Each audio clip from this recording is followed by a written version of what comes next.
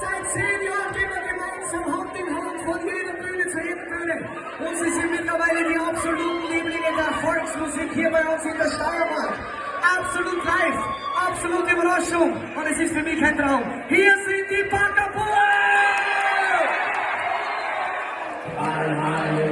Ist Backerburg-Zeit. An die Umfixer! 2, 3, 4.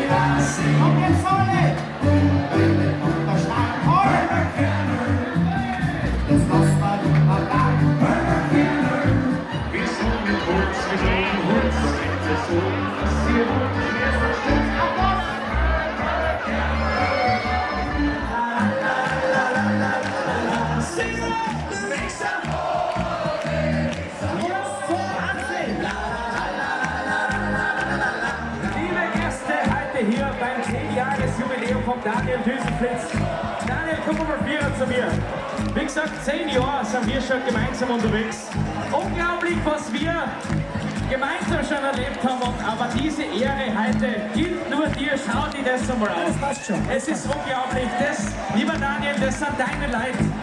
Wir sind sehr froh, ein Teil davon zu sein. Wir, und das sage ich mal ganz kurz, auf dem Kontrabass einen Applaus für unseren und euren Manni! Dann auf der Gitarre unser und euer Franz! Und ich hätte jetzt einmal gesagt, wir geben noch einmal für unser Daniel alle die Hände nach oben, weil das ist... Vergiss es! Vergiss es! Der hat es sich selber vergessen und das ist immer das Schwierigste. Riesenapplaus für den Mario Packer! Und leider, ich darf 10 Jahre feiern und sie feiern nächstes Jahr 17 Jahre, weil 2 Jahre haben wir auf die 15 gewartet müssen. Zum letzten Mal für die Baggerburg von